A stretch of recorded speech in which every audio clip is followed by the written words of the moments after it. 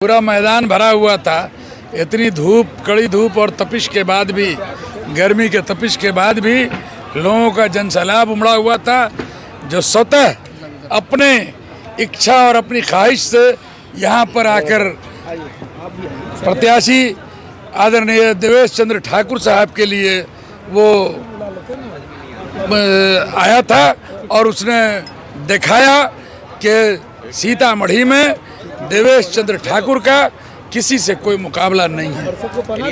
अल्पसंख्यक वोटर से क्या आपकी? अल्पसंख्यक वोटर से हम पूरी उम्मीद करते हैं और मुझे यकीन है कि सीतामढ़ी पार्लियामानी हलका के जो अक़लियत वोटर हैं, अक़लियत मतदाता हैं, वो अक़लियत मतदाता निश्चित रूप से देवेश बाबू को वोट करेंगे।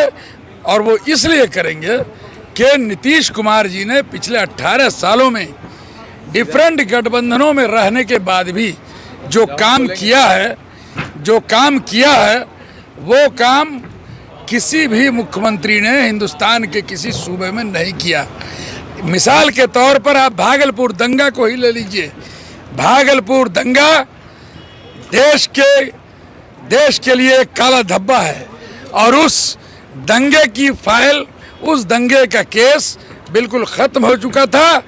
मजलूम जो थे वो, उनकी उम्मीद ख़त्म हो चुकी थी कि अब हमको इंसाफ मिलेगा।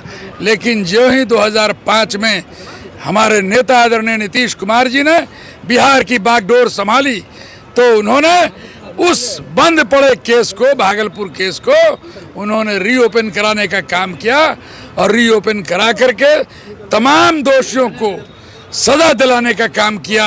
और इतना ही नहीं, जो लोग उजड़ गए थे भागलपुर के डिफरेंट खित्ता और हल्का से अपना घर बार ज़मीन जायदाद छोड़कर, उन तमाम लोगों को उसी गांव में, उसी जगह पर उनकी संपत्ति को वापस कराने का काम किया और आज वो लोग वहाँ बस रहे हैं।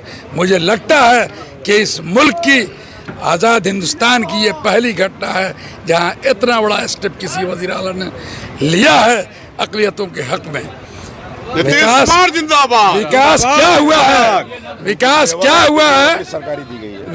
क्या हुआ है ये सब जानता है। रोज़मर्रे की जो चीज़ है, सड़क है, बिजली है, स्वास्थ्य है, शिक्षा है, उस सब में कहीं कुछ कहना नहीं है। इनका उसूल नहीं बदलता है। पहले भी भाजपा के साथ इनका अलायंस रहा है, लेकिन कभी इन्होंने अपने उसूलों से समझौता नहीं किया। आपने देखा और आगे भी देखिएगा। जहाँ तक हमारे कैंडिडेट आदरणीय देवेश बाबू का सवाल है तो वो 22 सालों से यहाँ के स्नातक क्षेत्र से MLC हैं तिरहुत से।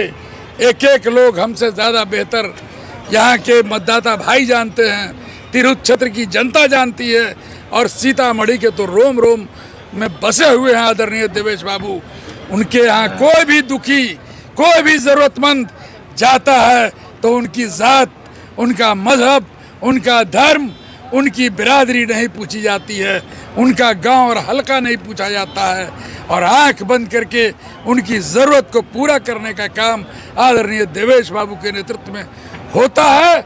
और मुझे लगता है कि वो हर ख़ास व आम के लिए बहुत सरल और सहज तरीके से उपलब्ध रहते हैं और जहाँ भी रहते हैं वो सीतामढ़ी और बिहार की चिंता करते हैं।